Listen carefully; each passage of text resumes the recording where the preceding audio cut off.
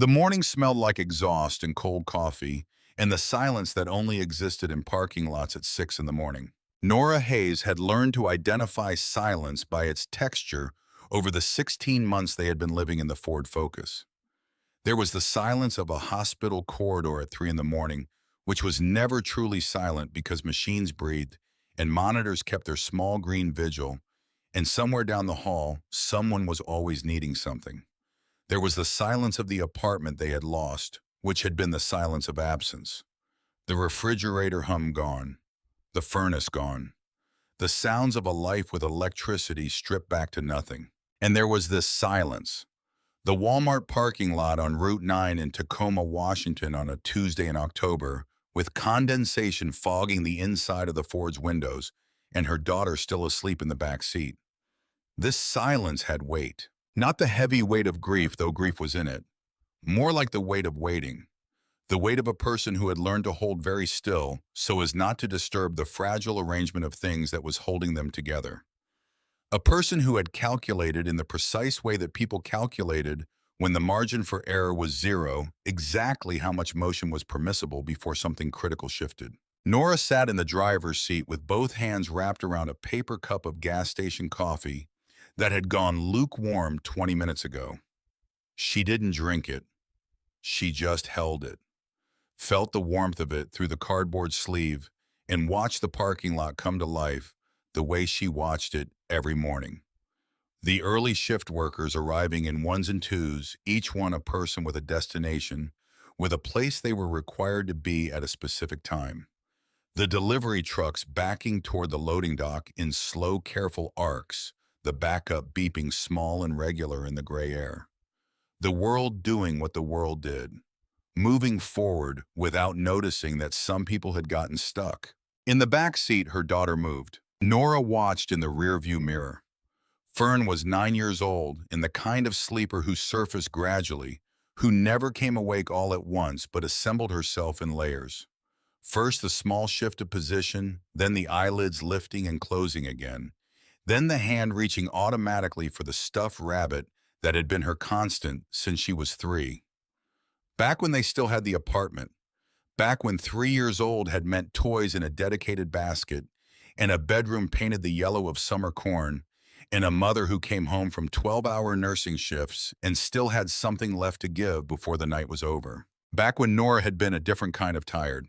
Now she watched Fern find the rabbit in the darkness of the back seat, watched her daughter's hand close around its worn ear with the automatic assurance of long habit, watched her sit up slowly and look at the fogged windows without any sign of the confusion that mornings in unfamiliar places produced in most children.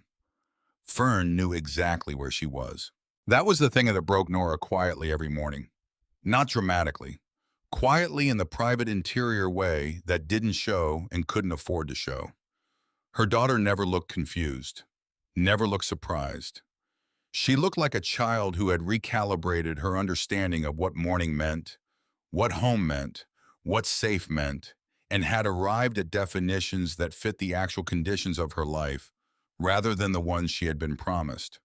The definitions of a child who had stopped expecting the world to be one thing and had learned to work with what it actually was. Fern pulled her notebook from the backpack that served as her pillow and opened it to a fresh page. The notebook was spiral-bound with a green cover half filled with drawings. If you looked through it, and Nora had many times in those late hours, when Fern slept and Nora sat in the driver's seat, unable to do the same, you would find page after page of houses. Always houses. Some with gardens and swing sets in the yard. Some with fences and dogs. Some with proper chimneys and smoke curling upward in hopeful loops. All of them with 3 stick figures standing in front of the door rendered in the slightly uncertain line of a child who was working at the very edge of her current skill. Always 3 figures. A tall one, a short one, and sometimes a very small one that Fern had never explained and that Nora had never asked about. Fern drew in the gray morning light coming through the fogged windows. Colored pencil, patient and methodical the way she did everything. She gave the house in today's drawing large windows with curtains visible behind the glass. She gave it a porch with a railing.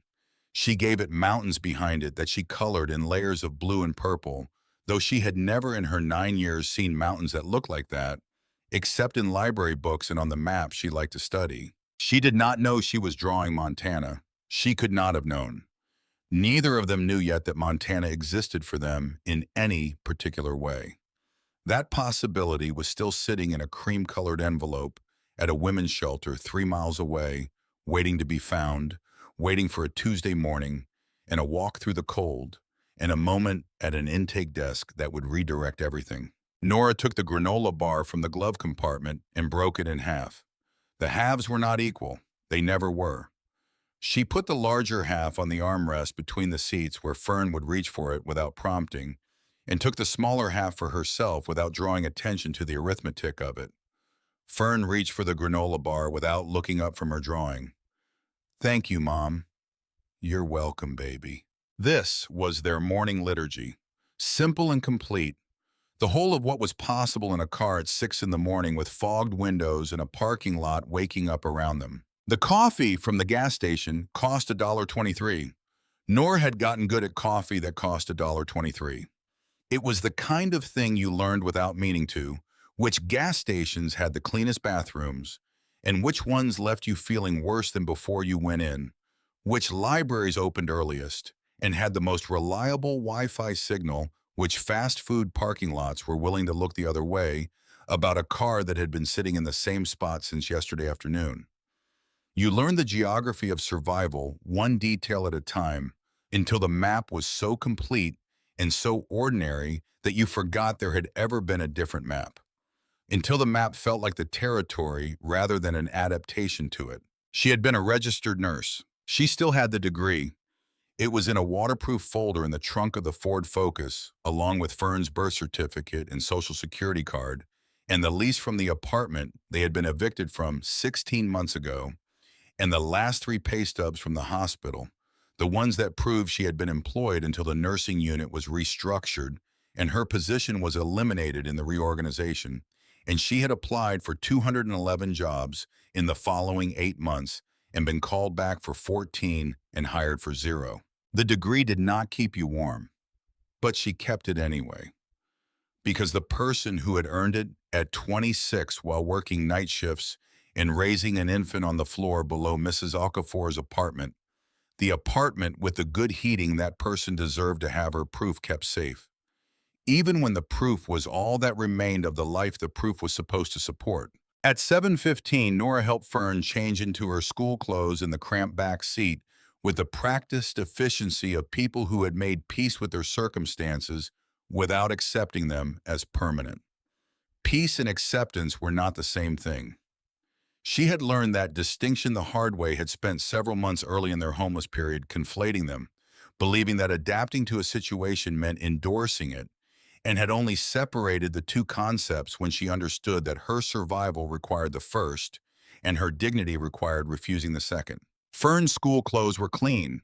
Nora had made sure of that through whatever means were available, the laundromat on Clement Street that took quarters, the occasional use of a friend's washer when a friend's situation permitted it, the specific focus of a mother who had decided that her daughter's clothes would be clean regardless of where they were sleeping. It was a small thing. It was not a small thing. The bus stop was 4 blocks away. They walked it together in the cold morning. Fern's backpack on her shoulders, with the broken zipper held closed by a safety pin, Nora in the scrubs from her last nursing job that were threadbare at the knees, now from washing and wearing and washing again. Both of them breathing white steam into the October air. They did not hold hands. Fern had decided at 8 that hand-holding was for smaller children, but they walked close enough that their arms sometimes touched, which was its own form of the same thing. Jessica asked if she could come over after school, Fern said. Nora kept her face where she needed it.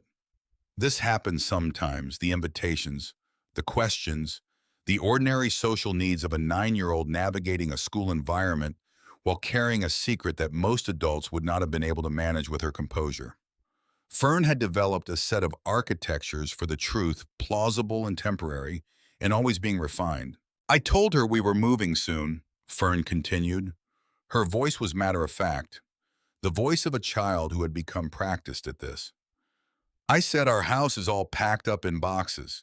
She said that's why her mom always says moving is the worst. I said, yeah.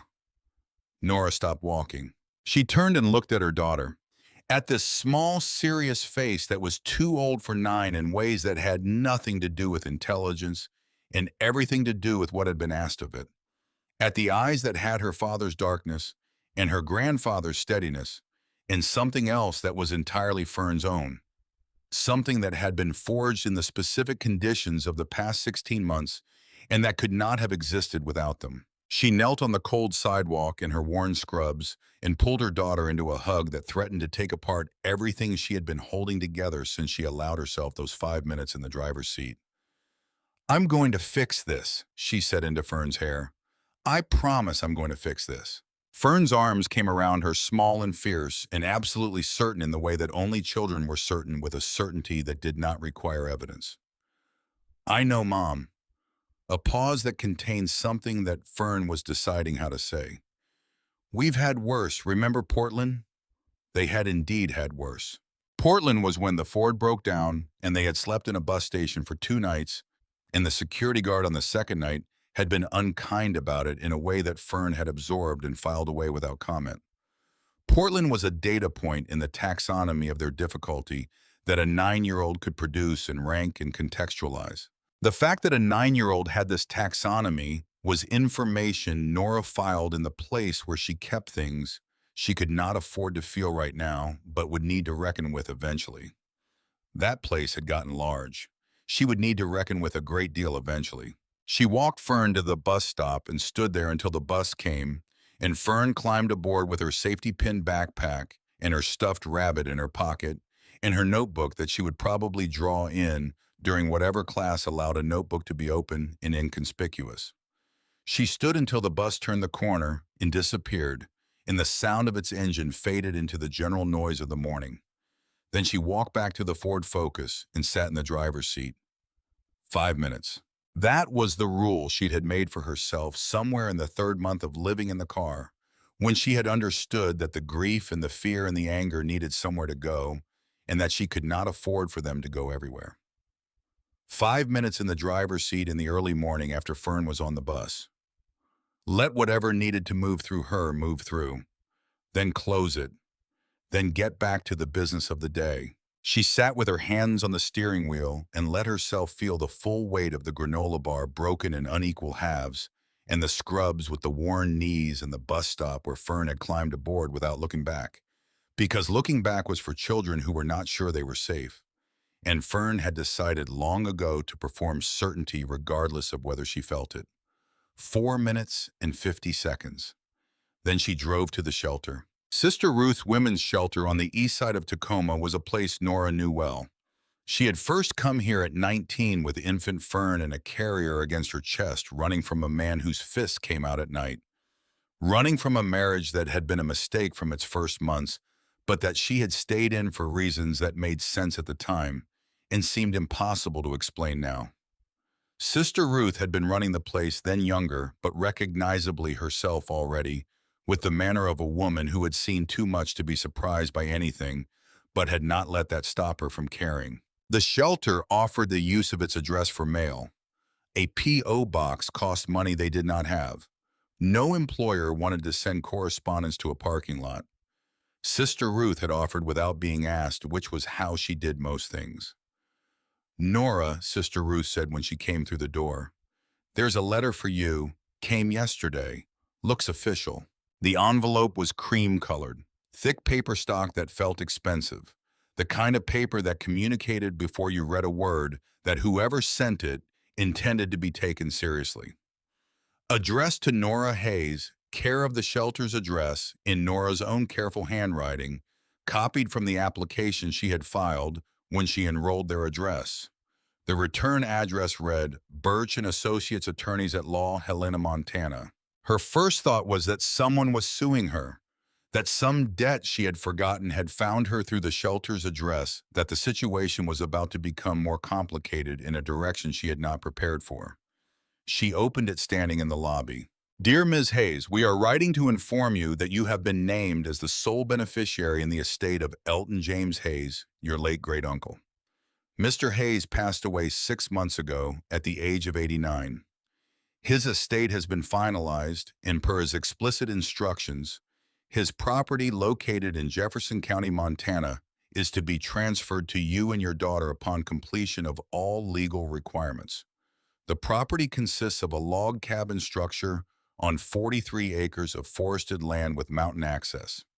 There are no outstanding debts, liens, or encumbrances of any kind. The property is free and clear. Mr. Hayes also left a fund to cover your travel expenses should you wish to inspect the property before making any decisions regarding its future. Please contact our office at your earliest convenience to arrange transfer of the deed and discuss next steps. She read it 3 times. Her hands had started shaking at some point during the second reading without her noticing. Elton James Hayes. She dug through memories of family gatherings she had mostly tried to forget and came up with first a vague impression and then slowly a clearer one. Her father's uncle, her father's mother's brother, a man who had moved west before Nora was born, who had never come to anything, who existed in family history as a name rather than a person. Except once. Her father had mentioned him when Nora was about 14. They had been watching football together on a Sunday afternoon, one of those suspended Sunday afternoons from her childhood, that she could still locate precisely in her memory the particular weight of the light through the living room window and the particular smell of the coffee her father always made too strong. He had mentioned the name Elton in passing in the context of something else she no longer remembered. Said my uncle. Moved to Montana before you were born. He's the kind of man who doesn't like crowds or noise, but he notices things. He pays attention. You'd like him, I think. She had not thought about that conversation in 20 years. And at her father's funeral when she was 16, standing at the back of the church in a black dress borrowed from her neighbor, Mrs. Okafor, because she owned nothing black, a man had stood at the back as well. Tall, silver-haired then, or on his way to silver. He had not spoken to anyone, had not moved through the crowd to offer condolences or introduce himself, had stood with his hands folded and his eyes moving through the room in the way of someone cataloging what they observed. Not coldly, precisely, with the attention of someone for whom observation was a practice rather than a reflex. He had found her eyes once across the rows of people, had nodded, a single deliberate nod, the nod of someone acknowledging something, filing something, something she could not have named then and could not name now. She had never thought about it again. Until now. Paper clipped to the letter was a check for $1,500. Travel expenses, the memo line read. She stared at it the way she had stared at the letter, in the careful way you looked at things that might dissolve if you looked too quickly. Sister Ruth read over her shoulder and then put her hand on Nora's arm. Go, she said simply. Find out what it is. Nora called the number on the letterhead from Sister Ruth's phone. Warren Birch's voice was seasoned by age and something underneath that she could not identify yet as kindness or as its professional approximation. He confirmed everything in the letter. Elton had been specific. The property was to go to Nora Hayes and her daughter. No one else, no conditions, no complications of any kind. He had prepaid the property taxes through a trust that had been established for the purpose. The property was entirely free and clear. What's the cabin like? She asked. A brief pause on his end, the pause of someone choosing which of several true things to say. It's remote, very remote. No power lines running to it, though. Elton installed solar panels some years back. Hand pump for water from a well he dug himself. Wood stove for heat and cooking. Firewood always kept stocked. Another pause. It's not a shack, if that's what you're wondering about. He built it himself in 1957, and he took care of it the way a man took care of something he intended to last. There's a difference between a thing that's old and a thing that's been maintained. This was maintained. She called Diane from a payphone outside the library. Diane answered on the 5th ring with the voice of someone who had already been impatient before the call came in. Real estate agent voice. The voice for clients who needed managing. Sarah, what is it? Using the wrong name and not pausing to correct it. I'm showing a house in 20 minutes. Dad's uncle Elton died. He left me property in Montana. A cabin, 43 acres, no mortgage, no debt, nothing owed. The silence that followed lasted long enough that she thought the call had dropped. Then Diane said, a cabin in Montana. Flat. The verdict of someone who had already processed the information and reached a conclusion. Nora, you can't manage a studio apartment right now. What are you going to do with property in Montana? Sign it over to me. I'll handle the sale. We split whatever it brings. You need cash, not another thing to manage. The word another landed the way it was meant to. Marcus's voice came in from the background. He was on speaker. A shack in the middle of nowhere. What's that worth? 50,000. Sign it over. Stop wasting Diane's time. It was left to me specifically, Nora said. To me and Fern. By name. Diane's voice sharpened in the way it sharpened when clients stopped cooperating. Given your history with finances, someone needs to step in before you make this worse than it has to be. Claire called back 12 minutes later. Softer approach, more carefully constructed. She used the language of concern, talked about complexity and expertise, and wanting to protect Nora from making decisions under stress. The message underneath all of it was identical to Diane's. Give it up. Give it to us. You're not capable of this. Derek was on the conference call Diane organized 20 minutes after that. He was there in the way that meant he was present, but had not yet decided what to do about being present. His silence was not the silence of someone who had nothing to say. It was the silence of someone who was listening to the sound of his own thinking and hadn't reached a conclusion. Nora was standing with one foot outside the library door when the calls finally ended. She was already beginning to form the thought that she would go, that she would drive to Montana and see a cabin that a man who had nodded at her once across a church had left to her by name, that she would do this because the alternatives were what they had always been, and the alternatives were not working. She had not heard Fern come up behind her. Fern stood 3 feet away with her backpack on her shoulders home early from school, on a half day that Nora had forgotten about, which told her something about the state of her mind this morning. She had been there for part of the conversation, maybe most of it. Her face held the expression it got when she had received information that made her angry and was in the process of deciding what to do about being angry. She decided. Nora watched her daughter walk forward and lift the phone receiver directly from her hand and speak into it in the clear, steady voice of a 9-year-old who had nothing left to lose and no patience for cruelty dressed up as concern. You didn't call when we were sleeping in the parking lot, Fern said. Don't call now. She handed the phone back to her mother, looked up at her with eyes that carried her grandfather's steadiness in them like a permanent feature. Are you going to let them take our cabin? Nora looked at her daughter. The answer came without needing to be constructed. No, she said. I'm not. They left 2 days later. The packing took 35 minutes, which was the truest measure of what they had. Clothes in garbage bags because suitcases were heavy and the trunk was already occupied by the essentials. Fern's school supplies, Nora's nursing textbooks that she had refused to sell through 2 years of increasingly desperate arithmetic because selling them would have meant accepting that she was no longer going to be a nurse, and she was not ready to accept that. The waterproof folder with documents, a shoebox of photographs, mostly of her father, a few of Fern as a baby, one of the apartment before it became the former apartment. The last thing Nora put in the car was the letter from Warren Birch, folded carefully along the original creases and placed in the glove compartment where she could reach it without unbuckling her seatbelt. Proof, if she needed it, that this was a real thing happening in the real world and not something she had constructed from exhaustion and need. Fern sat in the back seat with her notebook open to a fresh page that she had titled at the top in her careful printing, The Journey to Our New Home. Below the title, she had drawn the Ford Focus, with 2 figures visible through the windows and mountains. In the distance, colored in the layers of blue and purple she had been using for months in her drawings of houses. She did not know she had been drawing them already. Nora looked at the drawing in the rearview mirror. She did not say anything about it. She pulled out of the Walmart parking lot for the last time. They drove east on Interstate 90. The landscape changed the way important things change, not all at once, but in increments small enough that you registered each one as unremarkable while they were accumulating into something significant.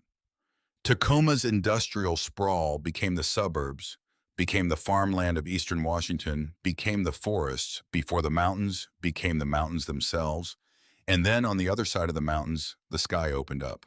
There was no adequate preparation for the sky east of the Cascades if you had grown up on the western side. It was simply more of a thing that you thought you had understood, more in every direction. Blue that went further in all dimensions than blue had any right to go. Fern pressed her face against the window. Mom, the sky is different here. Different how? She considered the question with the seriousness she brought to anything she was trying to say accurately. More of it.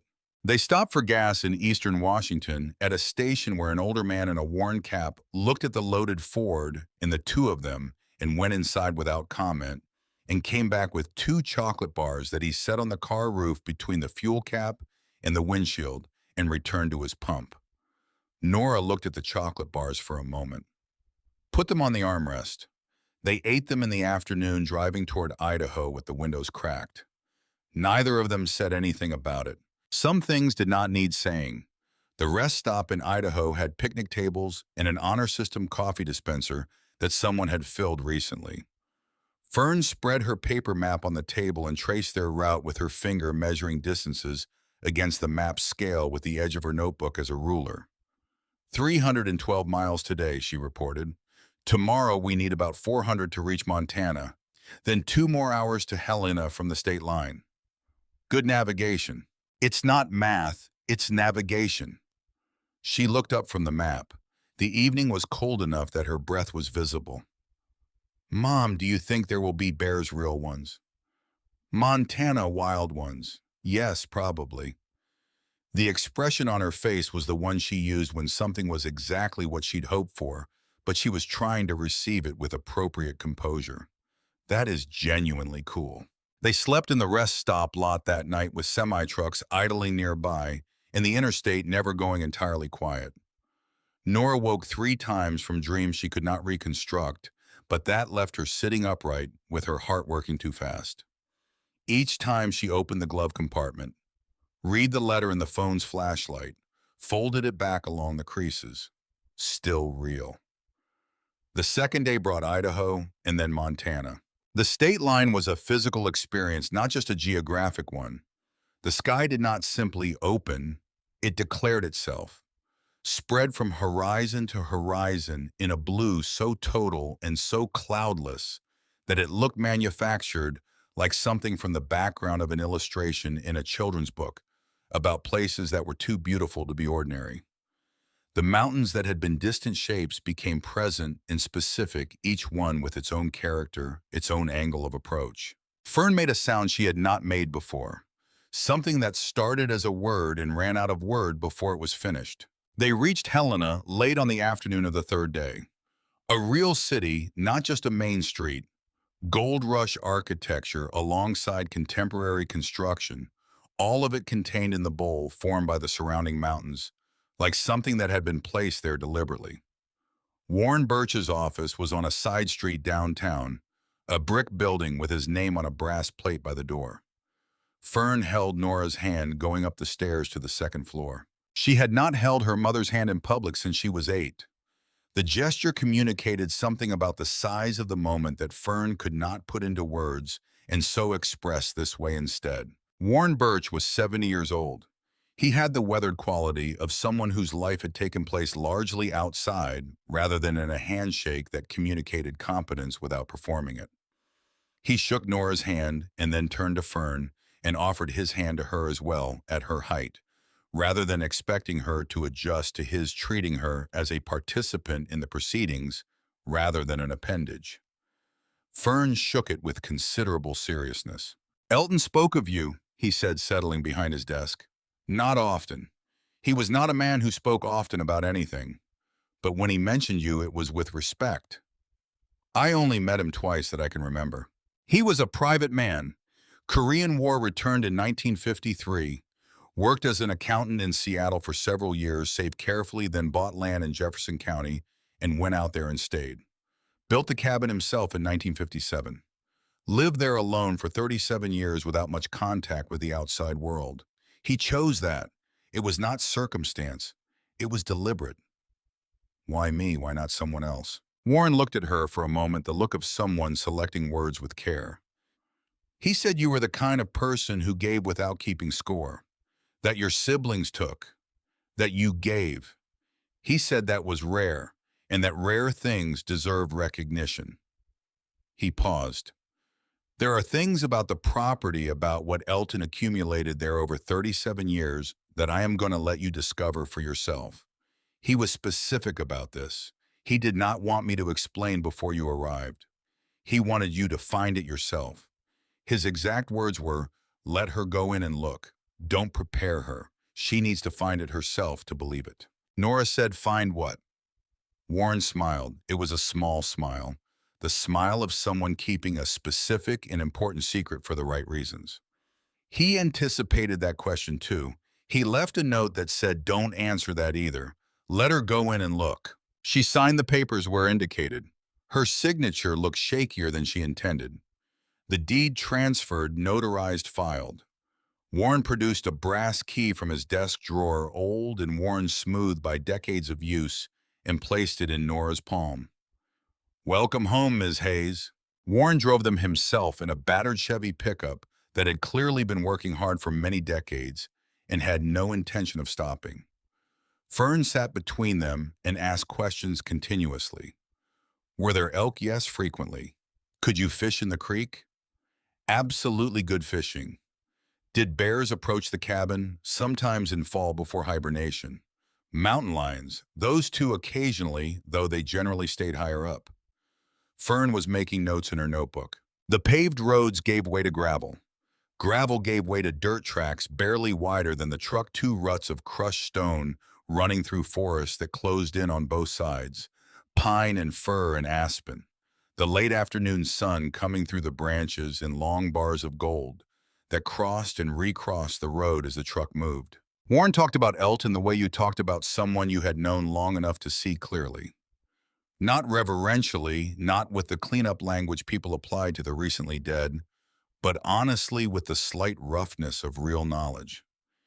He was difficult sometimes, didn't extend trust easily, but he was the most careful man I have ever known in 50 years of law. He thought about consequences. He thought about what outlasted him.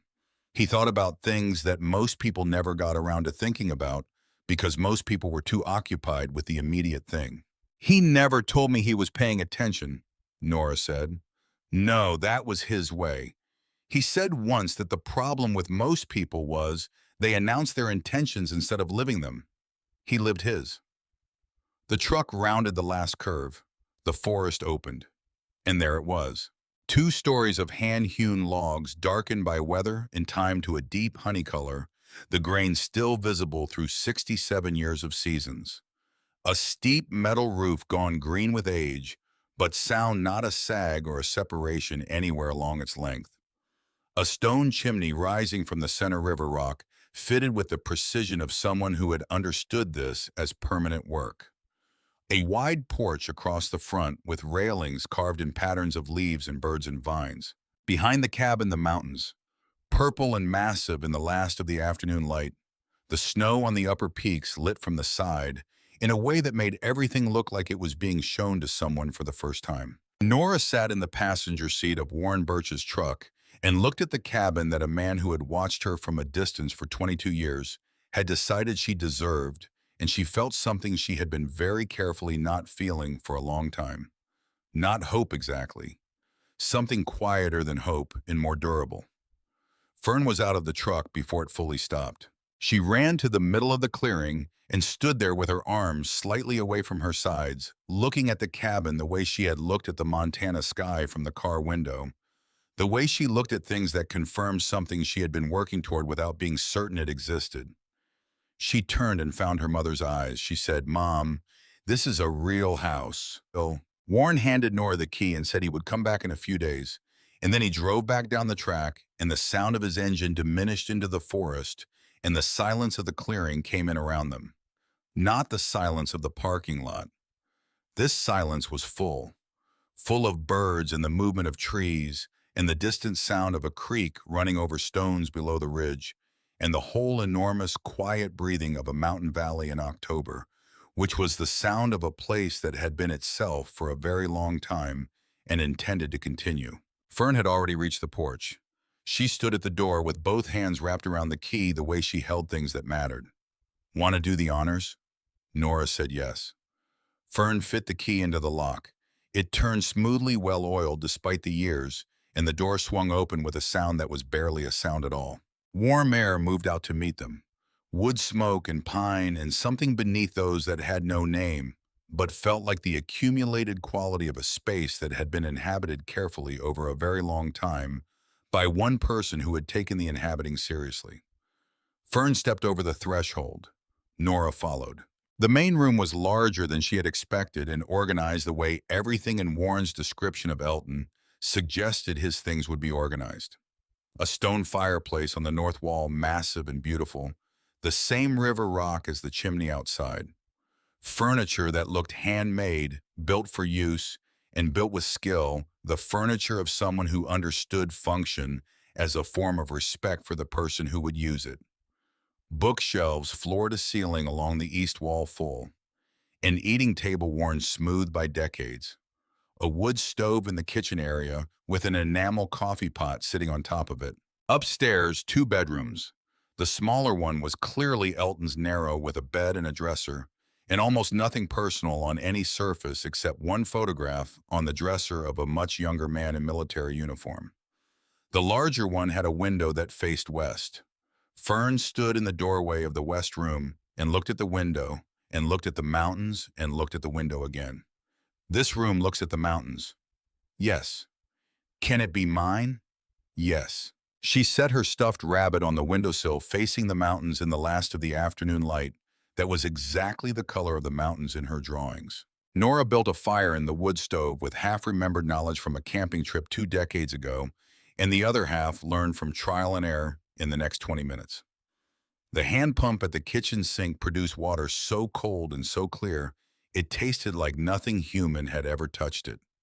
She stood at the kitchen window with a glass of that water and watched Fern through the glass outside, in the clearing, in the last of the light running from tree to tree, with her arms extended, spinning once, stopping to look at the mountains. A child discovering what space felt like when there was enough of it. Nora drank the water and let herself feel something that was not quite contentment and not quite peace, but was adjacent to both. The next morning, Fern woke to birds she could not identify and immediately required a field guide. She found the tape measure in Elton's workshop, a large, organized space behind the cabin where the tools hung on pegboards with their outlines traced in marker so that you knew exactly where each thing belonged and exactly when something was missing. She brought the tape measure inside and began doing what she always did in new spaces, measuring. She was making a scale drawing, the kind where the relationship between rooms mattered, where the drawing was meant to be accurate rather than approximate. She measured the exterior wall of the main room, 42 feet. She measured the interior rooms, added them up again, 38 feet. She came and found Nora in the kitchen, where water was heating on the wood stove for coffee from the tin Elton had left.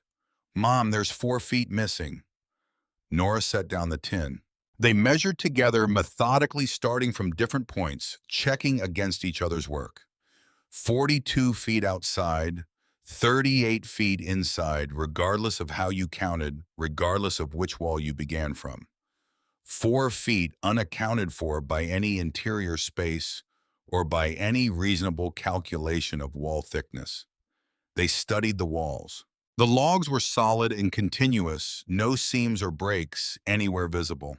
The fireplace dominated the north wall, built from river rock, fitted together with the precision of a craftsman who had understood this as work meant to outlast him. Fern walked the carved mantel. She had been looking at it since the night before, cataloging the birds and leaves and vines that covered its length.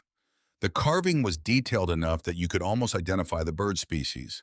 Owls, hawks, sparrows, woodpeckers, wrens, dozens of variations, each one slightly different.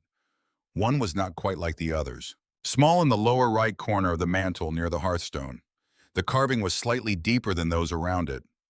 The wood immediately surrounding it was lighter in tone, worn lighter in the way of wood that had been touched many times in the same place, by the same hand over many years.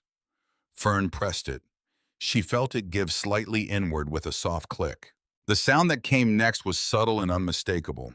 Stone moving against stone somewhere beneath and behind the fireplace. A sound from underground. They both stepped back. A hairline crack appeared in the floor in front of the hearth as dust that had settled into a seam across many years broke free from it. The crack widened as whatever mechanism had been activated completed its motion. A panel of floor 4 feet square, perfectly fitted and visible until this moment. It lifted on a counterweight mechanism when Nora worked her fingers into the crack and pulled. Stone steps descended into darkness below, narrow and steep, carved directly into the bedrock foundation. The cold air rising from below was dry and controlled in a way that was not the cold of a basement or a root cellar. It was older than that, the cold of deep rock. Nora found a flashlight in the kitchen drawer, tested the battery. The battery held. She stood at the top of those stairs with the flashlight and her daughter pressed against her side, and she thought about a man who had said, "Let her go in," and look who had said, "Let her find it herself," so she would know it was real. "Ready," Fern said. Nora looked at her daughter. "Ready."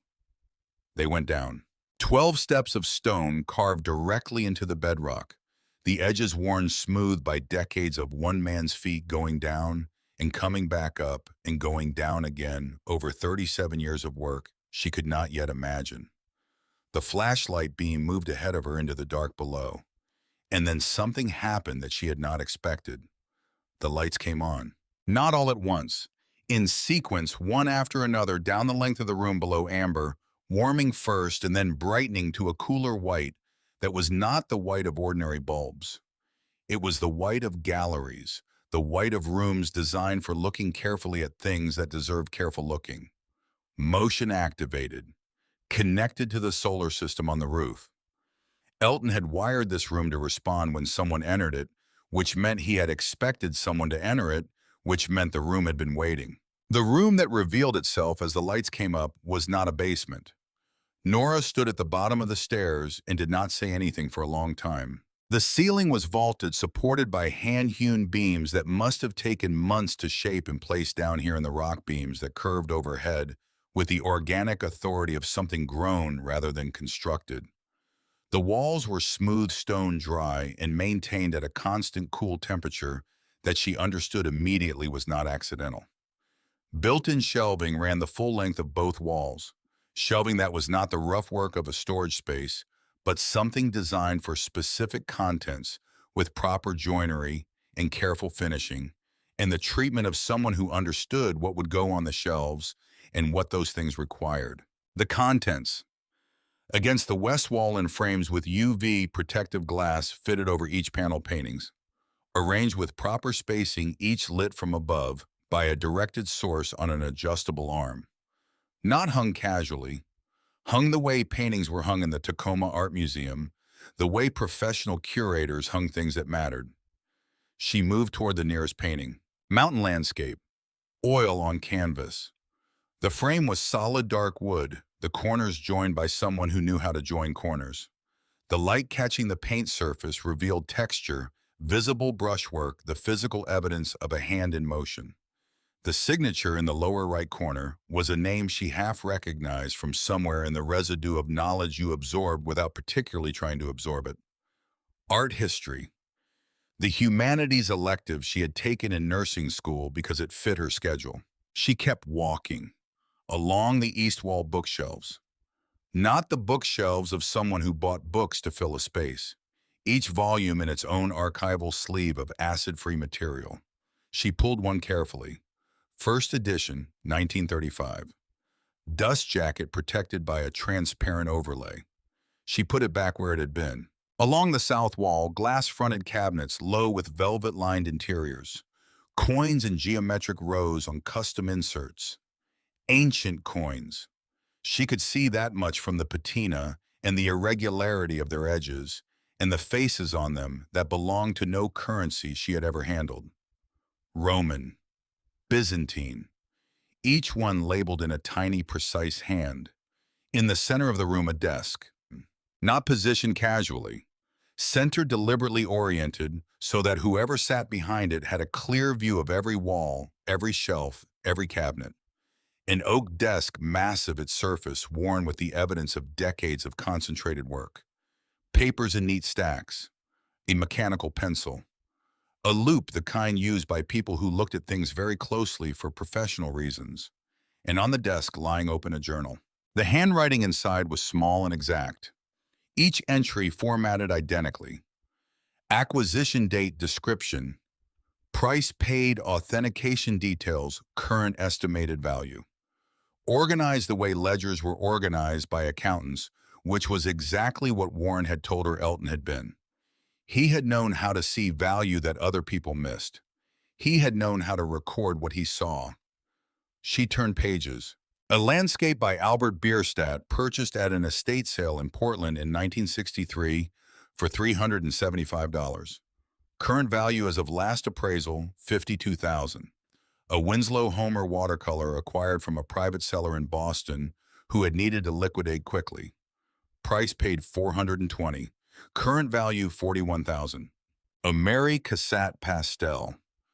Two Andrew Wyeth studies. A Frederick Remington bronze bought at a ranch auction in Wyoming in 1971 for $600, noted as worth at least $18,000 by 1994. Then the financial pages, stock certificates, companies she recognized now as pillars of the American economy, but these records showed what they had been when Elton first bought shares in them. Apple Computer, 1976. IBM, 1968. Microsoft, 1986, which Elton had noted with characteristic understatement, risky but sound fundamentals. The columns showing what he had paid and what those positions had become, as the decades compounded them, looked like columns from a story rather than a ledger. She turned to the final pages. One entry at the end, separated from the others by a blank page. The handwriting the same, but the intention different. The handwriting of someone writing something final. August 1994. Total estimated value of collection as of this date, based on current market conditions and professional appraisals, completed August 1994. Paintings and sculptures, $73,200,000. Rare books and manuscripts, $18,500,000. Coins and precious metals, $42,800,000. Stocks and bonds, $112,300,000. Miscellaneous items, $18,200,000. Total estimated value, $265 million. Nora read the number. She read it a second time. She read it a third time with her finger on each digit individually, the way you checked arithmetic when you were not yet ready to trust what you were seeing. $265 million. Sitting under a cabin on 43 acres of Montana forest. Built by one man over 37 years, left to her. She became aware of her breathing. Too shallow, too fast. The breathing of a body processing something the mind had not finished with. She put both hands flat on the desk and looked at the journal and the organized stacks of paper and the loop lying ready beside the mechanical pencil and the walls surrounding her full of what one extraordinary patient man had spent his entire adult life building in the dark below his home. "Mom!" Fern's voice from the far end of the room. She looked up. Fern was standing at the south wall, which did not end in a wall.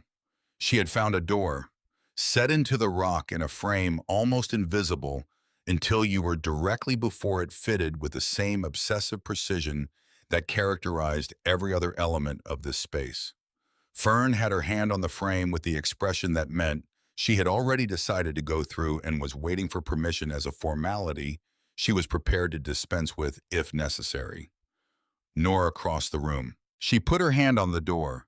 It opened inward into dark that became lit in the same sequence, amber to white. The second chamber was entirely different from the first. The first room was a collection. This room was a mind. The walls were covered floor to ceiling with documents organized in frames and binders on built-in shelving ordered by date and subject. Letters on museum letterhead. Technical analyses of artworks in dense professional language, each one concluding in a judgment. Authentication certificates spanning 30 years of work, all of them signed with the same two letters. J.M. Nora stood in the center of the room and turned slowly. She knew that name, not because she had ever specifically sought it, but from somewhere in the residue of information you absorbed without trying to absorb it. Something about the art world, about authenticators whose judgments moved millions of dollars and whose identities were in some cases deliberately withheld from the institutions that relied on them. J.M., consulted by the Metropolitan Museum of Art in New York, consulted by the Art Institute of Chicago, by the Getty, by auction houses and private collectors and university departments of art history going back to the early 1970s. 30 years of correspondence, all of it addressed to a post office box in Helena, Montana. All of it from institutions that had never known who they were dealing with. Elton James Hayes. J.M., the middle name and the last name. Reversed. So simple it had been invisible to everyone who had spent years wondering. She understood now why Warren had looked at her the way he had when she asked about Elton. He had known. He had kept it as instructed until she found it herself. She pulled one of the letters from its frame and read it. Metropolitan Museum, 1988, regarding a Flemish painting a private collector wanted to donate. The curator was deferential in the language of someone addressing an authority whose judgment was final. The letter thanked Mr. J.M. for his thorough analysis and noted that the museum was proceeding with the acquisition on the basis of his authentication. A lifetime of work, and no one had known who was doing it. In the corner of this room, on a small table separate from the main desk, a wooden box. Plain walnut, made from the same dark wood as the cabin furniture. No lock. A small paper card tucked under the lid. The card said Nora. Her hands were steady when she opened it. She did not understand how they were steady, but they were. Inside, resting on folded dark cloth, a photograph. Printed on actual photographic paper, black and white, 5 inches by 7. She knew the image. She knew it because she had been in it. A church interior. Rows of pews, people's backs to the photographer, their attention on the front of the room. And standing at the back, slightly apart, a young woman. 16 years old, dark-haired, in a black dress slightly too large because it had been borrowed from Mrs. Okafor, who wore a larger size than Nora did, not looking at the front of the room, looking at the floor. She remembered this. She remembered standing at the back because the front rows were occupied by people she barely knew, and the closeness of them made it hard to breathe. She remembered looking at the floor because if she looked at the casket, she was going to make a sound she could not take back, and there were enough sounds in that room already, and she had decided that morning that her function was to hold herself together. What she had not known, had never known for 22 years, was that someone else had stood at the back and had had a camera and had taken this photograph. Her clearly in focus at the center, and at the edge of the frame, slightly soft, partly behind a structural column, visible only if you knew to look the shoulder and arm of a tall man, standing apart from everyone else. The way a man stood who had spent 37 years alone in a forest and had come into a room full of people only because something mattered enough to come for. He had been there. He had been there and he had watched her and he had taken this photograph, not to possess her image, but to keep evidence of something he had seen. A 16-year-old girl in a borrowed black dress holding herself together for everyone else in the room. Under the photograph folded once a piece of paper, typed, the letters of a man who had made legibility a professional habit. I watched you that day. I watched you decide not to fall apart. You didn't know anyone was watching. You were 16 and you just lost your father and the room was full of people who needed things from you, and you gave them what they needed without asking anything back. I decided to keep watching, not to interfere, not to introduce myself, only to pay attention to what I was watching become. What I saw over the following years confirmed what I saw that day. You give without keeping score. That makes you rare. I am not leaving this to you as a gift. I am returning something to its right place. The person who accumulates without giving back has misunderstood what accumulation is for. I trust you to understand what to do with what I have built here. I have been watching you become a person worth trusting for 22 years. That was enough for me. Nora sat down on the stone floor. She did not do it deliberately.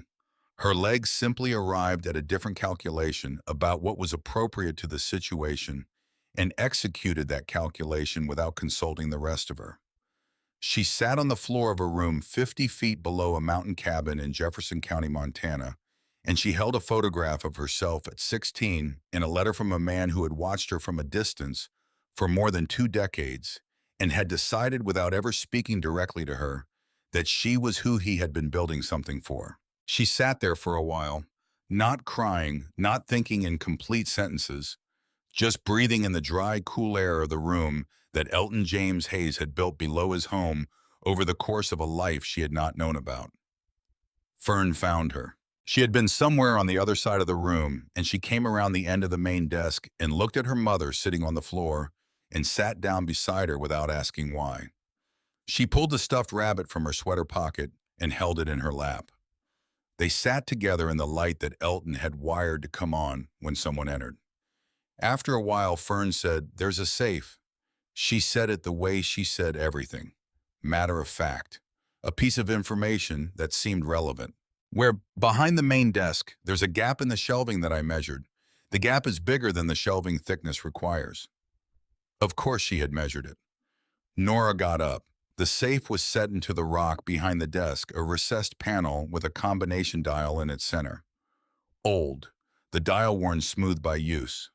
Custom fit into the space when the room was built, which meant it had been planned from the beginning. Fern was already studying it, her notebook open, her pen in her hand. "What are you looking for?" Nora asked. "The combination." She didn't look up. "What's the most important thing here that has numbers?" Nora looked around the room. On the desk in a display case she had passed without stopping 2 military decorations on their ribbons in a velvet-lined case. A bronze star, a purple heart. On the back of each medal, barely visible without leaning close, a serial number.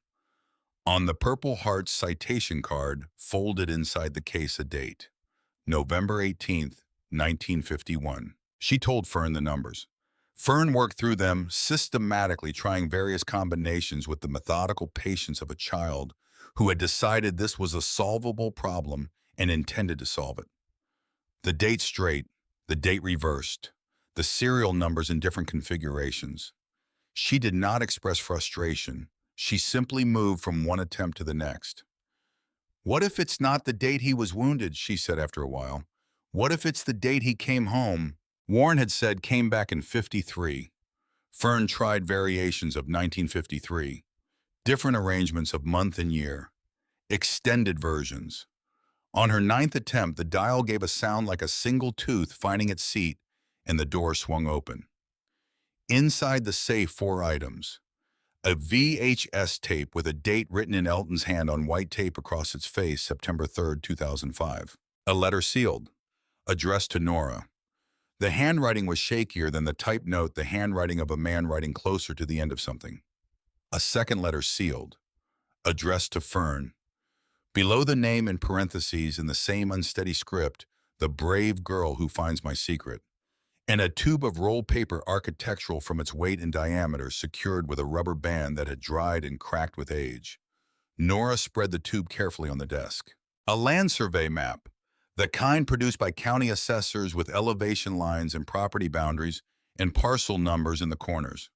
The header read, "Jefferson County, Montana Conservation. Land Trust Survey. Blue Sky Holdings, 1998. The boundary lines on the map did not describe 43 acres. She found the scale indicator. She measured the boundary lines against it with the mechanical pencil lying on the desk. She measured them again.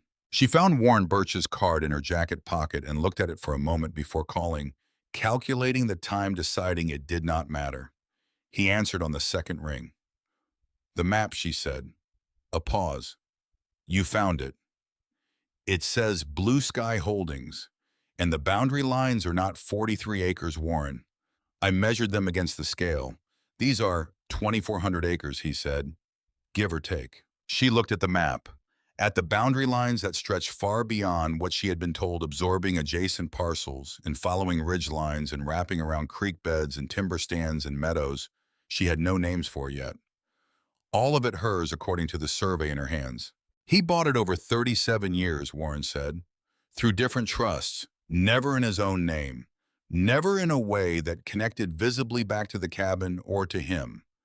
The 43 acres was the original purchase. Everything else came in pieces across decades. He had reasons for each one." A pause. "The Blue Sky Trust transfers to you. I was waiting for you to find the map before we discussed it." He was very specific about the order. She stood at the desk with the phone in her hand and the map in front of her, and the letter sitting next to it, and the tape waiting, and the life's work of a man who had nodded at her once across a church in Tacoma, surrounding her on all sides. "Why didn't you tell me at the beginning?" she said. "Because Elton said if I told you, you would spend the entire drive up here trying to decide whether to believe it. He said you needed to find it yourself so you would know it was real. He said you were the kind of person who trusted what you found more than what you were told." Another pause. "He said he had spent 22 years watching you earn things. He wanted the discovering of this to be something you earned as well." She hung up. Fern was reading the outside of her envelope. Just her own name in the slightly unsteady script of an old man who had written to her before she was old enough to read. "Can I open mine?" "That's yours. You don't need my permission." Fern opened it with the careful deliberateness she brought to things that mattered. "Read it." When she finished, she folded the letter along its creases and put it in her sweater pocket next to the rabbit. She did not say what it contained. It was hers. She kept it that way. The sound came from above, not sounds that belonged to the cabin. The cabin had its own sounds now after 2 days. The creak of particular boards, the way the wind worked through the chimney, the creak below the ridge. These were different. Heavy footsteps, more than one person. The quality of movement that belonged to people who did not know the rhythms of this space and were not trying to learn them. Nora and Fern looked at each other. Nora folded the map and put it with the letters and the tape in the archival box she had found under the desk. She closed the safe, closed the door between the chambers, turned off the second room's lights manually, and went back up the stone stairs with Fern behind her, pulling the floor panel shut with the counterweight mechanism. The panel settled back into invisible. Nora moved to the front window. 2 vehicles in the clearing, a large SUV with rental plates, a silver BMW. The door of the cabin was open, which meant they had either brought someone to deal with the lock, or the latch had not fully engaged when Nora and Fern had come back upstairs. Marcus Porter came through the door first. Taller than Diane, broader, the build of someone who had once been athletic and had let it settle into something heavier. He moved through the room with the baseline assumption of someone who was already beginning to calculate ownership. Diane behind him, then Claire, then a man in a suit with a briefcase billing by the hour expression. Gerald Thorne, attorney at law, and behind him a woman with a camera already shooting. "Nora!" Diane's voice was warm, the way it was warm with clients who needed managing. "I'm so glad you're safe. We were worried." "How did you get past the gate?" Warren was very helpful, said with the confidence of someone who expected to be believed. Whether it was true was impossible to know. Diane had spent 20 years in real estate and had made truth and its approximation indistinguishable. Marcus stepped toward her. He did not offer his hand. "We need to discuss the trust," he said. "Which trust?" "The land trust, Blue Sky." He said the name with the flatness of someone who had said it many times before in internal meetings and legal consultations. Not casually, prepared. "There are documents associated with the property that need to be reviewed before any decisions are made about its disposition." Nora looked at him steadily. The name Blue Sky had not appeared anywhere in any publicly available information about the estate. It was not in Warren's letter. It was not in the deed transfer documents she had signed. She had not said those words to anyone since leaving Helena. The only place she had seen that name was on the map inside the safe that was currently 30 feet below where they were standing. Marcus knew the name of a trust that was not in any public record. "I don't know what you're talking about," she said. Something moved briefly across his face. "The Blue Sky Conservation Trust. If there are acreage discrepancies between what was represented in the deed transfer and the actual survey—" "The deed was filed by Warren Birch," Nora said. "Questions about the estate go to him." Diane stepped forward. "Nora, we're family. We're here because you need support with something this complicated. Where were you when I needed support 16 months ago?" The warmth in Diane's voice faltered. "This is different. This involves assets that require proper management. Gerald is here because we have concerns about your capacity to—" "I signed a deed today," Nora said. "That is all I have to say to anyone without my attorney present." Gerald Thorne stepped forward and handed her an envelope.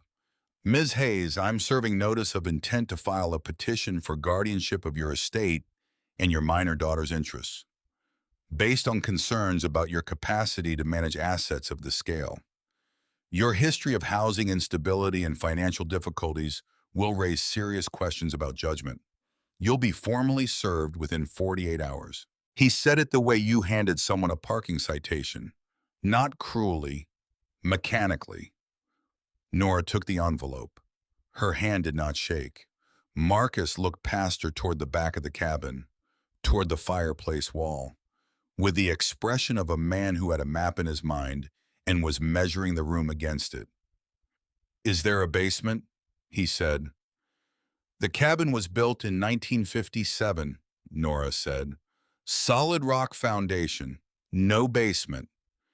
He held her eyes for 3 seconds. She held his back. He looked away first.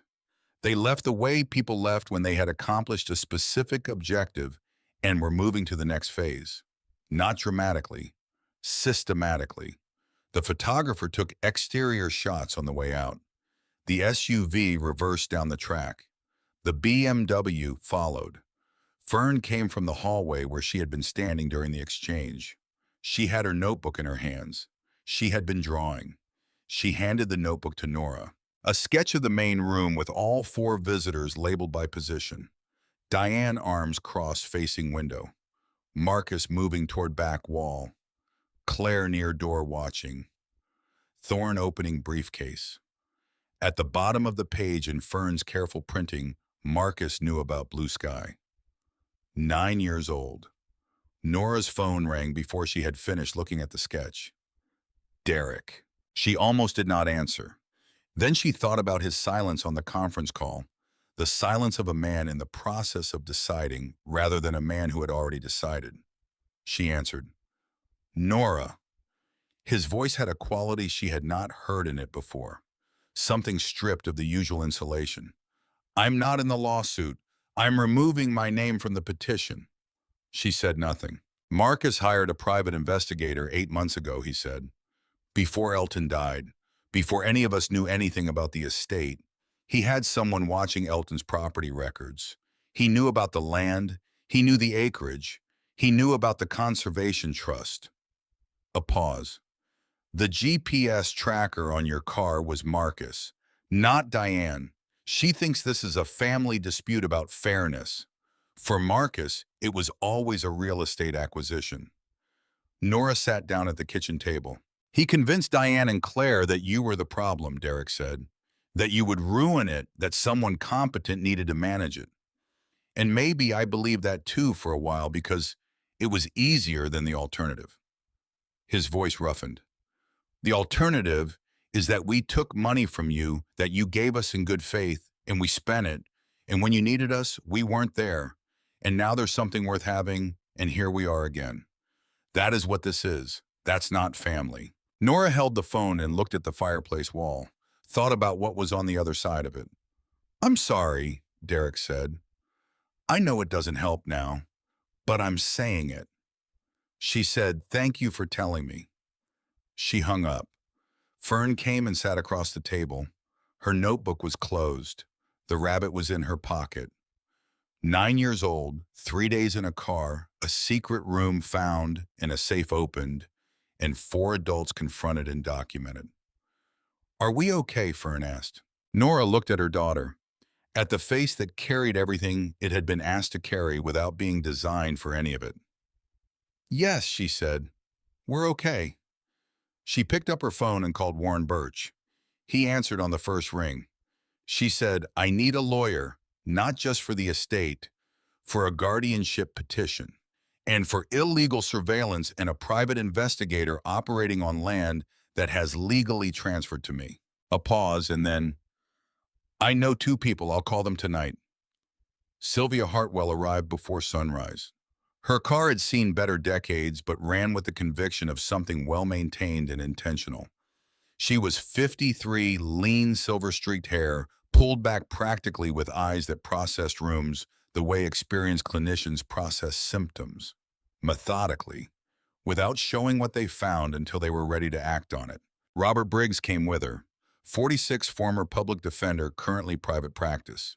He had the quality of composure that came specifically from 15 years in rooms where people lied under oath, an immunity to perform certainty that showed in the particular stillness of his attention. They had driven from Helena before it was light. Sylvia sat at Elton's kitchen table and placed a legal pad in front of her and a pen beside it and looked at Nora. "Start from Tacoma," she said. "Tell me everything." Nora told her everything. She did not editorialize or attribute motives or assign emotions to other people's actions. She described events in the order they had happened with the specific details she remembered noting where she was uncertain. The parking lot, the letter, the calls with Diane Marcus, Claire Derrick, the GPS device, the drive, Warren, the cabin, the floor panel, the first chamber, the second chamber, the photograph, the map, Marcus naming Blue Sky before he had any legitimate way to know that name, Derrick's call. Sylvia's pen moved throughout.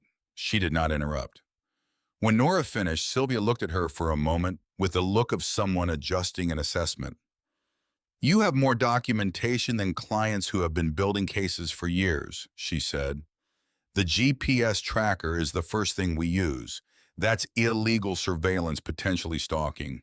Derrick's statement connecting it to Marcus is criminal exposure that changes the leverage in every room we enter." Robert leaned forward. "The folder you found in the safe, Marcus's letterhead, the Blue Sky survey materials. Can you describe the internal memo precisely?" "Blue Sky Properties letterhead. The survey was dated 2 years ago. The memo said acquisition target upon subject's death. Blue Sky Conservation Trust estimated 2,400 acres. It had a date 8 months before Elton died." Robert wrote something. He ran a real estate acquisition operation against a dying man's estate. That's not a family dispute, that's fraud. They worked for 3 weeks. The petition had been filed, which meant the clock was running. Gerald Thorne was experienced and well-funded, and operating on the assumption that a single mother who had been sleeping in her car for 16 months would be overwhelmed by the process, would capitulate or make errors under pressure, would not have the resources or the stamina to mount a real defense. He was wrong on both counts. Nora had spent 2 years managing survival with no margin for error whatsoever. She had maintained Fern's school attendance without exception. She had documented every financial transaction, every loan she had made to her siblings, every request for repayment, and every silence in response. The nursing degree in its waterproof folder was not the only document she had kept. She gave Sylvia the folder. Sylvia came back the next day with a list of what they had and what they still needed. They had the GPS tracker photographed in place and documented in a report by Sheriff Dan Pike, who had been called by Warren Birch and who arrived at the cabin with the expression of a man who had known Elton Hayes for decades and had very specific feelings about people who attached surveillance devices to cars belonging to women sleeping with 9-year-olds. Bank records showing $47,000 transferred from Nora to her siblings across 8 years documented as loans and never repaid. Text records showing her requests for repayment going unanswered and then blocked. Two independent psychological evaluations concluding complete mental competency and additionally remarkable clarity under prolonged duress. They had Helen Marsh. Helen was the librarian in Cedar Falls, 5 miles down the mountain. She arrived on the sixth day with a cardboard box and an apology for not coming sooner. She had been following Elton Hayes from a careful intellectual distance for 20 years. She had tracked his investments, noted patterns in his occasional mentions of art and markets during his infrequent visits to the library, kept clippings and made notes in the margins, connecting public information to the private things he mentioned in passing. She had done this, she explained somewhat sheepishly, because she was curious and Cedar Falls was small, and Elton was the most interesting thing in her professional orbit. She handed the box to Nora. 20 years of careful observation organized chronologically annotated in her librarian's handwriting. "He talked about you once," Helen said, "after your father's funeral. He came in for books the following week. He mentioned attending a funeral in Tacoma. He said the man's daughter was the only person in that room paying attention to what other people needed rather than what she was going to receive. He said that kind of person was rare and deserved to have someone paying attention to them." She paused. "I didn't know he had been watching you for 20 years. I only knew he had noticed you once. But once with Elton seemed to count for a great deal." Sister Ruth drove from Tacoma on the 10th day. She came with a statement documenting Nora's use of the shelter, her employment efforts, her maintained sobriety, the consistent care she had provided for Fern throughout the period of homelessness. She had the professional authority of someone who had seen hundreds of women come through her doors and knew the difference between a person who was struggling and a person who was failing and was prepared to explain that distinction clearly in any room that needed to hear it. She also brought Fern a new stuffed rabbit. Fern accepted it with the gravity of someone receiving something that had been thought about before being given. Dr. Maren Whitcomb in Cedar Falls had examined Fern during their first week and provided a report. Excellent health. Reading at a 5th grade level in the 3rd month of 4th grade. Socially engaged, emotionally stable. No gaps in vaccination or routine care despite the housing instability, which the doctor flagged as unusual and attributable to the quality of the mother's attention. Cal Donahue arrived on the 11th day without being called. Helen Marsh had mentioned to someone who had mentioned to Cal that there was a woodpile situation at the old Hayes cabin before winter came in properly. Cal was a carpenter, a veteran, the kind of quiet, steady presence that materialized where it was needed and did not require explanation or invitation. He split wood for 3 hours and stacked it neatly under the overhang and did not ask for anything. He came back 2 days later. And the day after that, Nora noticed without having the bandwidth to do anything about noticing. She filed it somewhere for later. The concept of later had begun to feel like something that existed, which was itself new. The Jefferson County Courthouse had been standing since 1891 stone construction, from an era when people built for permanence as a matter of course. The kind of building that absorbed decades without being burdened by any particular one. Nora walked up the steps on a Thursday morning in November with Fern's hand in hers. Not because hand-holding was required, because Fern had reached for it that morning without ceremony, the gesture of a child who had assessed the size of the day and made a decision about what it called for. Sylvia and Robert walked with them. Warren Birch was already inside. So was Cedar Falls. No one had organized it. Helen Marsh had mentioned the date to the right people, and the right people had done what small communities did when one of their own was under a particular kind of pressure. The general store owner, the mechanic who had serviced the Ford without charging her, Dr. Whitcomb in her good coat, Sheriff Pike in full uniform, which was a statement that did not require elaboration. Sister Ruth sat in the 3rd row with her hands folded. The courtroom was full. Diane stood near the water fountain in a tailored navy suit.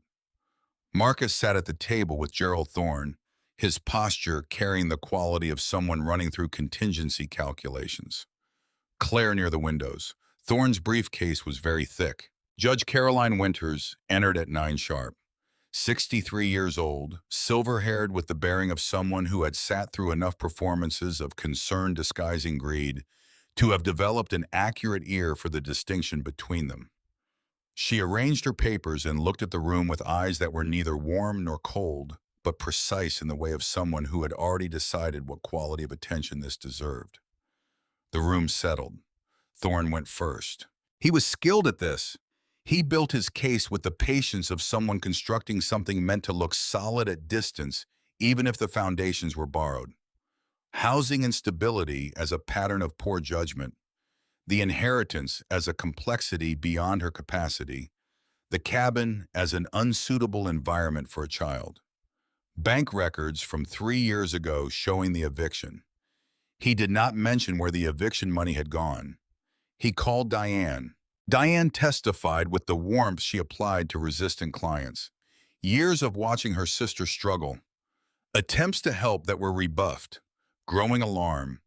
A concerned older sibling who had come to Montana only to help. Her voice caught at calculated moments. She mentioned Fern 3 times in ways that positioned her as someone thinking about the child. She had convinced herself this was true. That was what made her convincing. Claire's testimony was softer and more deliberately constructed. Trauma and judgment and love and the vulnerability of a mother who had been through too much. She cried at moments that functioned as punctuation. Marcus did not testify directly. He sat beside Thorne and passed notes. When Thorne rested his case, Judge Winters looked at Sylvia Hartwell with the expression of someone who has been patient and is ready to see what patience has produced. Sylvia stood.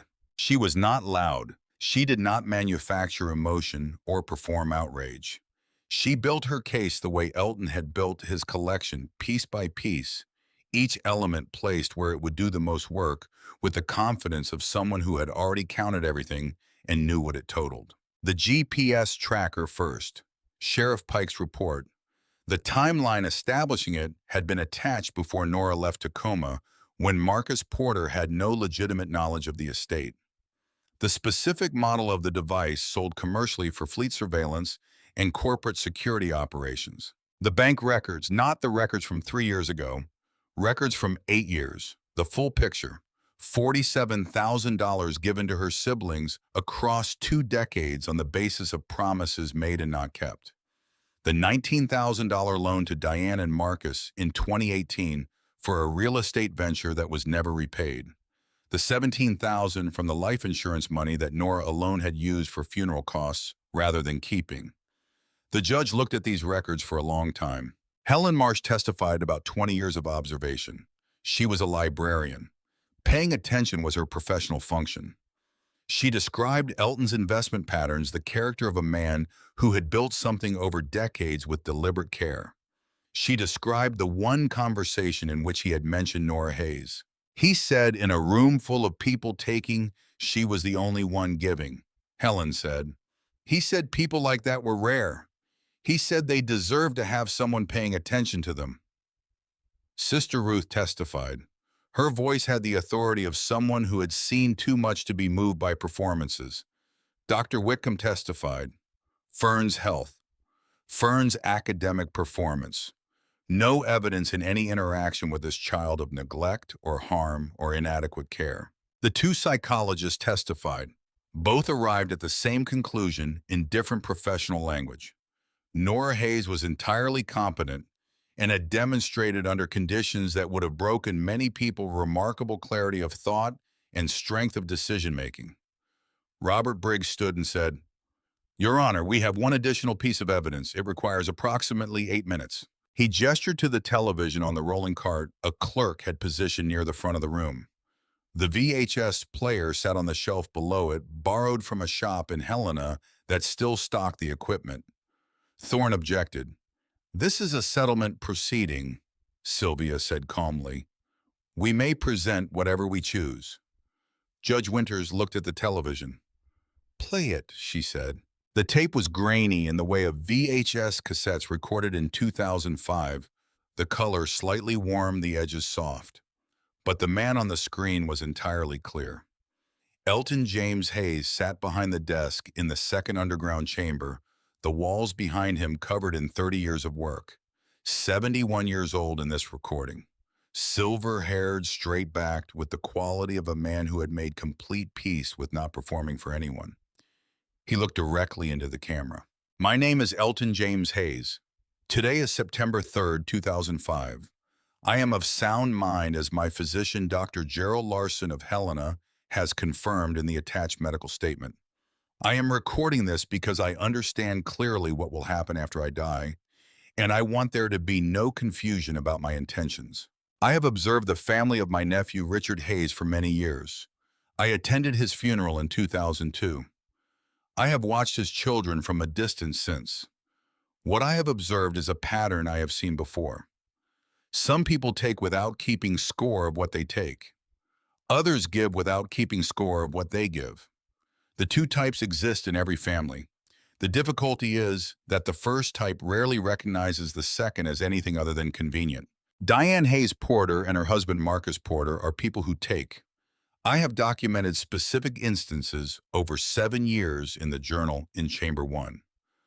Marcus Porter is not interested in family welfare. He is interested in acreage. He has been monitoring this property through a private investigator. He knows approximately what is here and has been waiting for my death as a business opportunity. When he learns the full scope, his actions will be entirely predictable. I am telling you this now so that no one can pretend to be surprised. Claire Hayes follows whichever direction offers the least resistance. Derek Hayes had not committed clearly to either course when I recorded this. These are observations, not judgments. People can change. Nora Hayes gives without keeping score.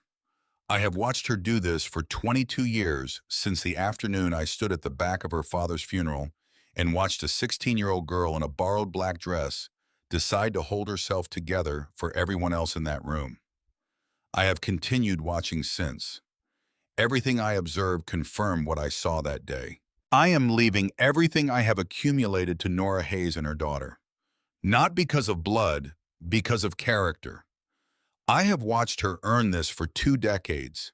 She may not know she was being watched, but I was watching. To any court reviewing this, I am a Korean War veteran, a former certified public accountant with 32 years of professional experience, and the person known in certain professional circles as JM, whose authentication work many major American art institutions have relied upon for 30 years.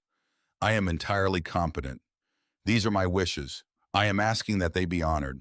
To Nora, stand firm. You deserve what I am leaving you. Use it to give Fern the life she has earned by being brave enough to have you as her mother. Blood does not make family. Character does. The screen went to static. The room held the silence of something that could not be unsaid. Marcus Porter looked at the table in front of him. Whatever calculation he had been running had arrived at a number he did not like. Judge Winters set down her pen. She looked at Diane for a measured moment, at Marcus, at Claire. I have heard testimony from professionals in multiple fields, from community members, and from the parent and child at the center of this case, she said. But perhaps the most significant piece of evidence before me is what has not yet been heard. A pause. I would like to hear from the child if she is willing. Fern had been sitting beside Sister Ruth, straight-backed, her notebook in her hands. She looked at Nora. Nora gave her nothing, no encouragement, no signal in either direction. This was Fern's. Fern stood up. She walked to the witness stand the way she walked everywhere, with the deliberateness of someone who had decided on their destination before they started moving. She was small enough that when she sat in the witness chair, her feet did not reach the floor. She sat with them slightly out from the seat in the composed way of a child who was not going to fidget. Judge Winters looked at her for a moment with the expression of someone recalibrating. Fern, she said, this is a serious situation, and I know it must be strange to be here. I'd like to hear from you about living with your mother if you're willing to talk about that. I'm willing, Fern said. Tell me what that's like. Fern considered the question the way she considered things that deserved consideration. My mom is the strongest person I know, she said, not because nothing hard happened to her, because hard things happened, and she kept going. When we lived in the car, she always made sure I ate first. She walked me to the bus stop every morning, even when it was cold. She helped me with homework at the library. She never made me feel like being poor was something I had done or that we were less than other people because of it. Her voice was level, factual, the voice of someone reporting observations accurately. Do you feel safe with your mother? Yes, always. Even when we didn't have a house, I always felt safe because she was there. Your relatives say they're worried about you. What do you think about that? Fern's jaw set, the expression that made her look for a moment like someone much older who had been through many rooms like this one. I think they weren't worried when we were sleeping in the parking lot, she said. They didn't call then. They didn't answer when my mom called them. She paused in the deliberate way of someone being careful to say what she means exactly. They're worried now because there's money, but it's not their money. Mr. Elton watched for a long time, and he decided it should be ours. She reached into her sweater pocket and produced the letter. Elton's letter to her. The one from the safe that she had never let Nora read. She held it up. He wrote me a letter before I was born. He said I was brave. He said my mom was a good person. He said I should protect her because she spent her whole life protecting me. A pause. I'm trying to do that. Judge Winters took the letter. Read it. The room waited. When she finished, she looked at it for another moment before placing it on the bench. I have presided over a significant number of estate disputes and guardianship petitions, she said. This one is unusual in several respects. The most unusual is that a man who died months ago apparently predicted its exact contours, with considerable accuracy documented his reasoning over 20 years, and left a video specifically designed to address the arguments being made against his chosen heir. She looked at Thorne. The estate was properly transferred. The deed was notarized, the property taxes are prepaid through a legitimate trust, and the documentation of competency is extensive and unanimous. The concerns raised in this petition are not substantiated by evidence. They are substantiated by the fact that the estate is large. A pause. Those are not the same thing. She looked at Diane. What I find most striking, she continued, is that the child who just testified described a mother who maintained her daughter's school attendance, health and dignity through 16 months of homelessness.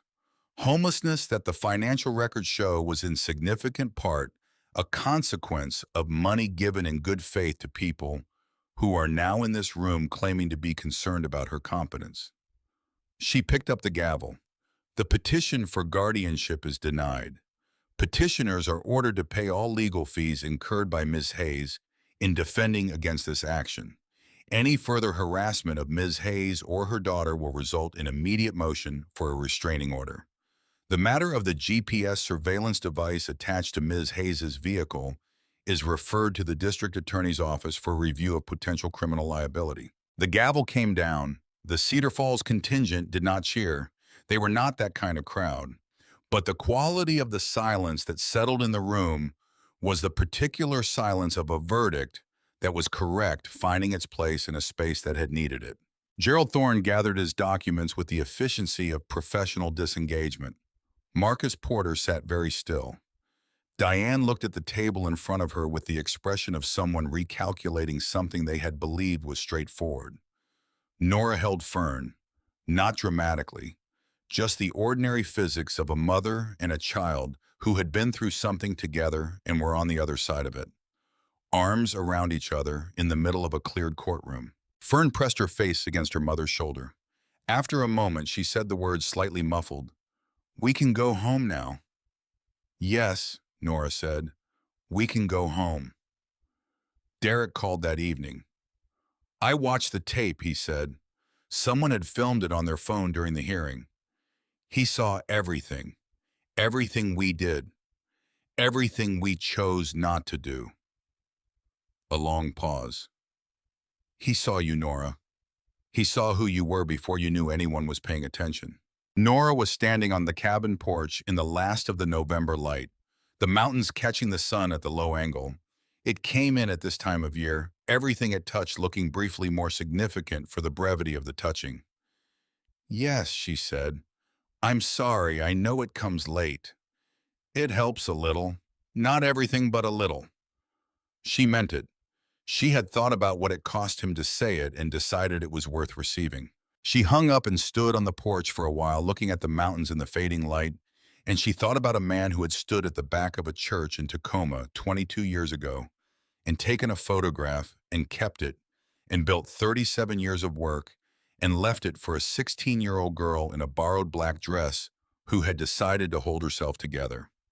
The Metropolitan Museum of Art in New York made the announcement 4 months later. Nora learned about it from a journalist at the Helena Independent Record calling at 7 in the morning. The museum had been going through authentication files as part of a centennial documentation project and had traced the initials JM, which appeared on dozens of significant authentication certificates, in their archives to a post office box in Helena, Montana, and from there through Warren Birch, who had agreed to let it become public after consulting with Nora, to Elton James Hayes of Jefferson County. The museum was naming a new wing in his honor. They wanted to know if his heir would attend the dedication. Nora took Fern out of school for 4 days. They flew to New York on money that was hers, now not borrowed, not calculated against a diminishing reserve. They stood in a marble room at the Metropolitan while a curator described 30 years of extraordinary authentication work whose author had remained entirely anonymous. Work that had protected the integrity of significant parts of the American art collection. Work that had been done from a post office box in Montana by a man no one had ever met in person. Fern stood in that room and looked at the paintings Elton had authenticated. She looked at them the way she looked at Montana sky, with the expression of someone understanding that there was more of something than they had known, and that the more was not overwhelming, but expanding. She said, he was here, in this room, looking at these paintings. Probably, Nora said, and nobody in this room knew who he was. Nobody. Fern thought about this. He was okay with that. He was. She thought about it longer. He didn't need them to know. He just needed to know himself. 5 years passed, not quickly. Years with that much substance in them did not pass quickly. They accumulated the way significant things accumulated with weight and texture and the kind of specificity that made them distinguishable from each other rather than blurring into a single undifferentiated past. Nora got her nursing license reactivated. She worked at the clinic in Cedar Falls 3 days a week, enough to be useful and small enough to know patients by name, to know their dogs' names and their adult children, and which ones needed longer appointments because the medical matter was not the whole of what they had come for. She had always been good at the part of nursing that was not strictly about medicine, the part that required being present with people in the specific way that presence was sometimes the most useful thing available. The Elton Hayes Foundation opened its first office in a building adjacent to the cabin, built over 2 summers by Cal Donahue, working alongside Nora on the days she was not at the clinic. Cal built the way he did everything with the care of someone who understood that what you constructed outlasted the construction of it. The foundation provided legal aid, job training, counseling, and emergency housing for single mothers. 12 tiny homes on the property, each one a place where a woman could stop the falling and start the climbing.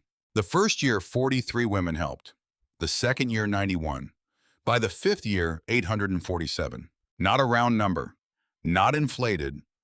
847 specific people with specific names who had come through specific circumstances and left in better condition than they had arrived. Because an accountant who had lived alone in a Montana forest for 37 years and a woman who had held herself together in a borrowed black dress at 16 had between them made something that lasted. Fern was 14.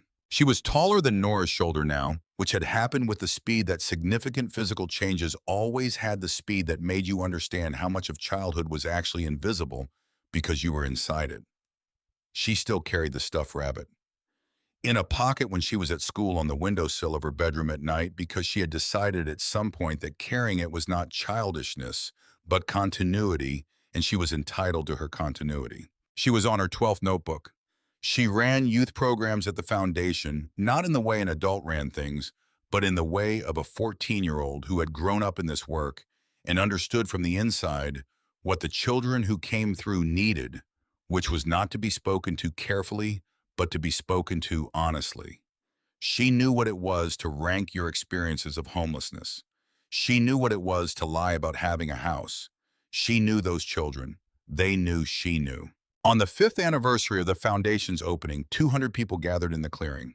Not because it was a grand event, because Cedar Falls showed up. Helen Marsh with her husband and an updated binder. Sheriff Pike had retired and driven 3 hours. Dr. Whitcomb, the mechanic, the general store owner, Cal, who was no longer a peripheral presence, but a central one, who had built the building they were standing in front of, and who had been eating at the cabin table quietly for 4 years. Sister Ruth had come from Tacoma with 3 women from her shelter who were at various stages of the rebuilding that the foundation was designed to support. She introduced them to Nora without ceremony. "This is what you built," she said. "Not the building, these women." The garden at the center of the clearing had native plants and stone paths and benches placed where the light was right at different hours of the day, which Nora knew now in the way you knew something that had accumulated in you across 5 years of mornings. At the center of the garden, a monument carved with words she had chosen from Elton's letter "In a world of takers, remain givers. In a time of greed, maintain integrity. Build something that outlasts you." Fern stood at the podium. No notes. She did not look nervous. She looked like a person who had been thinking about what she was going to say for a long time and was ready to say it. "5 years ago," she said, "my mom and I were sleeping in a car in a parking lot in Tacoma. We had exactly what we could carry. My aunts and uncles had taken everything they could reach and then told my mom it was her fault for not having anything left." Her voice carried across the clearing without effort. A man we had barely met decided that was not the whole story. He watched from a distance for 22 years. He watched my mom be the kind of person who gives without keeping score. He built something and he left it to her, not because of blood, but because of who she was. She paused. What my mom did with it was not obvious. She could have kept it. She could have lived quietly on 2,400 acres and never told anyone. After everything she had been through, that would have been more than fair. She looked out over the clearing. Instead, she built this, because she remembered what it felt like to need it. She looked at Nora at the edge of the crowd. "Mr. Elton wrote me a letter before I was born. He said I was brave. He said to protect my mom because she had spent her whole life protecting me." A pause. "But here is what I have learned in 5 years. It is not that she protects me and I protect her. It is that we protect each other. That is what family means, not blood. Who shows up when things are hard and stays when they get harder." The applause that followed was not performance.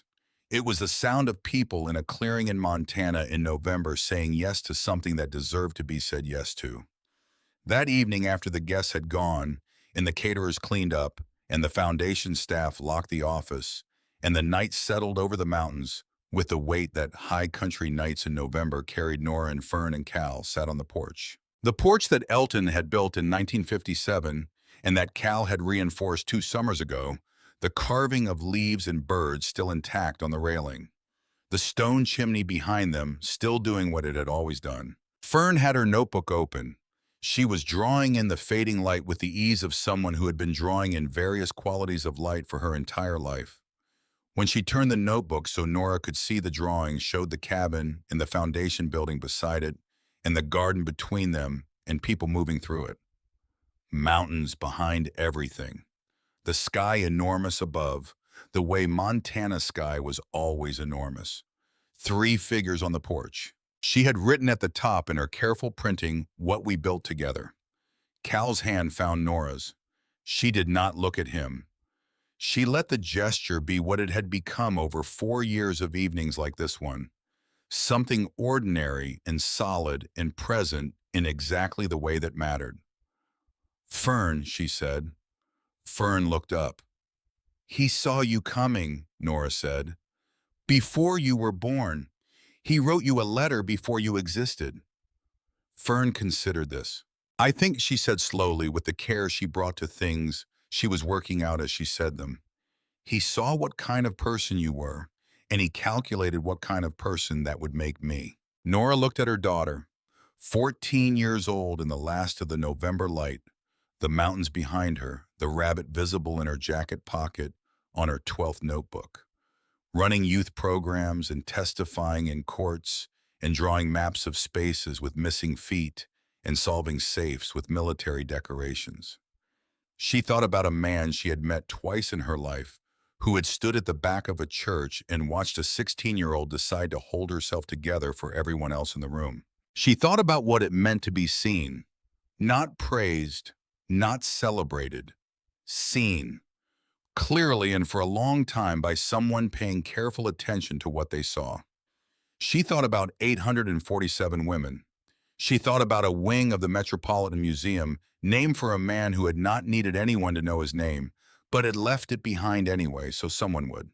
She thought about the Ford Focus and the granola bar broken in unequal halves, and the parking lot silence at 6 in the morning, and how long ago it seemed, and how completely it had led here.